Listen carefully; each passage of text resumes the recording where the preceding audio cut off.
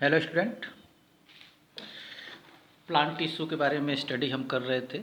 पिछले वीडियो में मैंने आपको सिर्फ जनरल इन्फॉर्मेशन दिया था कि प्लांट टिश्यू जो होता है, जैसे मैं अभी आपको दिखाऊँ एक बार फिर से कि ये प्लांट टिश्यू और प्लांट टिश्यू को मेरिस्टेमेटिक टिश्यू और परमानेंट टिश्यू दो पार्ट में जो है वो डिवाइड किया गया। और मेरिस्टेमेटिक टिश्यू को लोकेशन के बेस पे कि सेल में वो कहाँ पर सिचुएटेड होता है आप देख सकते हो, एपिकल, लेटरल और इंटरसेलरी। ये वाला जो पोजीशन है एपिकल, लेटरल और इंटरसेलरी में क्या किया गया है, डिवाइड किया गया है। उसके बाद परमानेंट टिश्यू था। परमानेंट टिश्यू को सिंपल और कॉम्प्लेक्स में। इस वीडियो में हम अभी आज प्लांट टिश्यू का जो पहला पार्ट है मेरिस्टेमेटिक टिश्यू। मेरिस्टेमेटिक टिश्यू या मेरिस्टेम के मैंने उस वीडियो में आपको बताया था कि जो भी हम सेल पढ़ेंगे उसमें हम उसके नेचर, उसके ऑकरेंस और उसके फंक्शन के बारे में स्टडी करेंगे। तो इस वीडियो में हम मेरिस्टेमेटिक टिश्यू के बारे में स्टडी करेंगे। ये डायग्राम है आपका मेरिस्टेमेटिक टिश्यू का। मेरिस्टेमेटिक टिश्यू का मतलब मैंने बताया था कि ये ग्रुप ऑफ सेल। तो अगर मेरिस्टेमेटिक टिश्यू है तो इसके मतलब कि वो भी ग्रुप ऑफ सेल यानी कई सेलों से मिलकर के क्या होगा, बना होगा। तो नेचर के बारे में पहले स्टडी कर लेते हैं। Cell of meristem divide continuously and help in increasing the length and girth of the plant. जो मेरिस्टेमेटिक टिश्यू के जो सेल होते हैं वो कंटिन्यूसली जो होते हैं वो डिवाइड होते रहते हैं और प्लांट के लेंथ में यानी लंबाई में और गर्थ यानी परिधि घेरे में जो है वो ग्रोथ करने के लिए रिस्पॉन्सिबल होते हैं। कैरेक्टर की बात करें अगर मेरिस्टेमेटिक टिश्यू के सेल की, the cell of meristematic tissue are similar in structure, point 1 पे है। The cell of meristematic tissue are similar in structure and have thin cellulose of cell wall. Meristematic tissue के जो cell होते हैं वो structure में similar होते हैं। जैसे आप डायग्राम में देख सकते हो 5 सेल को दिखाया गया, वो स्ट्रक्चर में कैसे हैं, सिमिलर होते हैं और थिन सेलुलोज के सेल वॉल से मिलकर के जो है वो बने होते हैं। उसके बाद सेकेंड पॉइंट है कि मेरिस्टेमेटिक सेल में भी स्फेरिकल, ओवर, पॉलीगोनल और रेक्टेंगुलर शेप। मेरिस्टेमेटिक टिश्यू के जो सेल होते हैं उन सेल का जो स्ट्रक्चर होता है वो या तो स्फेरिकल होता है या ओवल होता है या पॉलीगोनल होता है। मतलब कोई एक, ये नहीं है कि एक टिश्यू में जो सेल 10 सेल है तो कोई ओवल हो कोई पॉलीगोनल हो, ऐसा नहीं। अगर ओवल है तो सारे ओवल होंगे, अगर पॉलीगोनल है तो सारे के सारे उस टिश्यू के सेल जो होंगे वो पॉलीगोनल होंगे। मेरिस्टेमेटिक थर्ड पॉइंट है, the meristematic cell are compactly arranged and do not contain any intercellular space between them.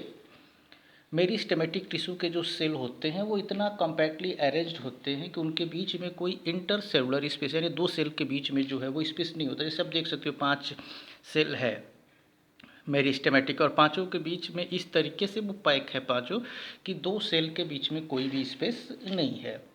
Etch में fourth point, each meristematic cell contain dense and abundant cytoplasm and a single large nucleus। Meristematic tissue के जो cell होते हैं उसमें cytoplasm और एक काफ़ी बड़ा जो है वो बीच में ब्लैक रिंग का आप देख सकते हो न्यूक्लियस होता है। Meristematic cell contain few vacuoles और नो वैक्यूल्स एट ऑल, या थोड़ा सा वैक्यूल होता है या फिर वैक्यूल नहीं होता है। ये आपके बिल्कुल सिंपल मेरिस्टेमेटिक टिश्यू के सेल के नेचर के बारे में है। ऑकरेंस के बारे में बात करें कि मेरिस्टेमेटिक टिश्यू कहाँ पर पाया जाता है, तो मेरिस्टेमेटिक टिश्यू प्लांट के जो ग्रोइंग रीजन होता है जहाँ से प्लांट लंबाई में या चौड़ाई में जैसे भी वो ग्रोथ करता है वहाँ पर जो है वो मेरिस्टेमेटिक टिश्यू पाया जाता है। और उसके according to their position in the plant, plant में कहाँ पर सिचुएटेड, कहाँ कहाँ पर पाया जाता है मेरिस्टेमेटिक टिश्यू, उसके अकॉर्डिंग, उसके पोजीशन के अकॉर्डिंग मेरिस्टेमेटिक को 3 पार्ट में डिवाइड किया गया। जैसे पहले भी मैं डिस्कस कर चुका हूँ। पहला apical meristem.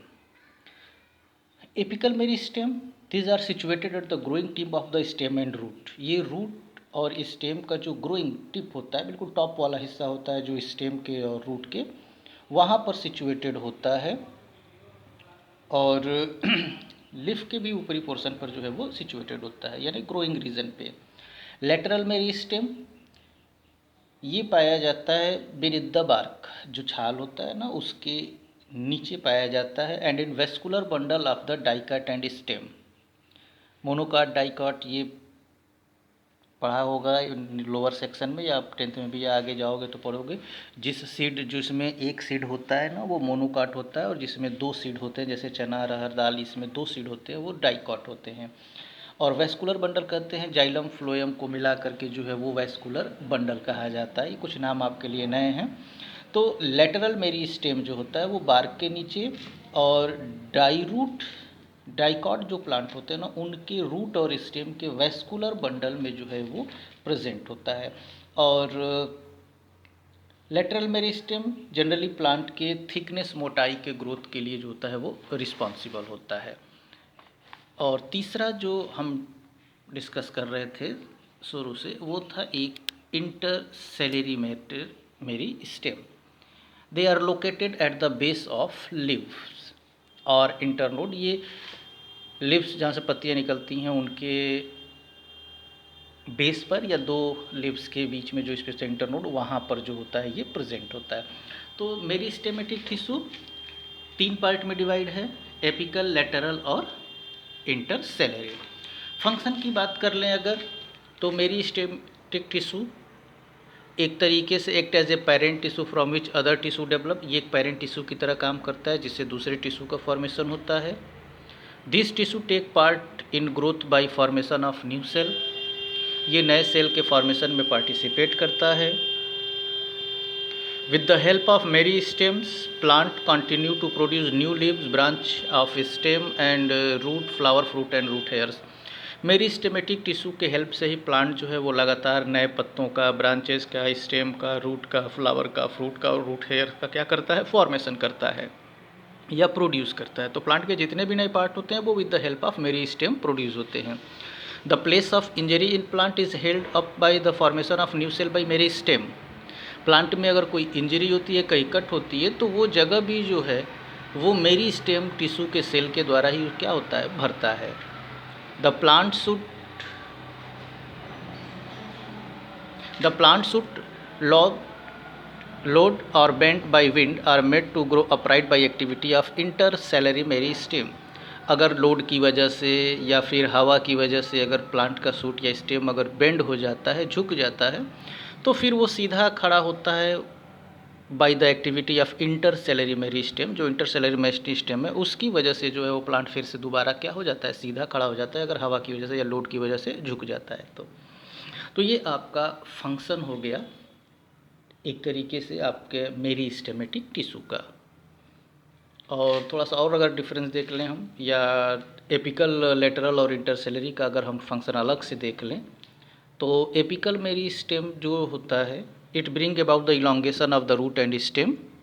Apical meristem tissue की वजह से रूट और स्टेम जो होता है वो लंबाई में ग्रोथ करता है, इलोंगेशन में, जिसकी वजह से result in the increase in the height of the plant लंबाई में ग्रो करता है। इसको हम प्राइमरी ग्रोथ कहते हैं। जब प्लांट लंबाई में ग्रो करता है तो उसको हम प्राइमरी ग्रोथ कहते हैं।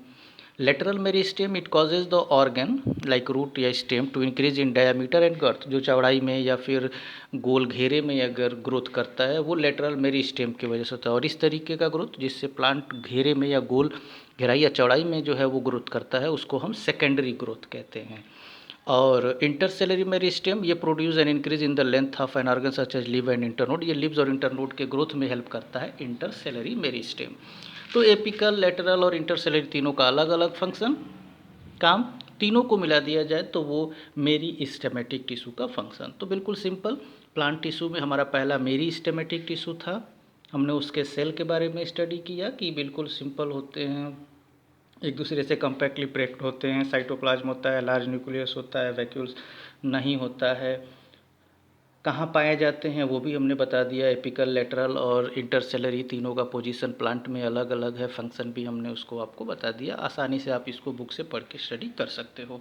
उसके बाद दूसरा जो प्लांट टिश्यू होगा वो होगा परमानेंट टिश्यू का, और वो हम नेक्स्ट वीडियो में जो है वो स्टडी करेंगे। Okay, thank you.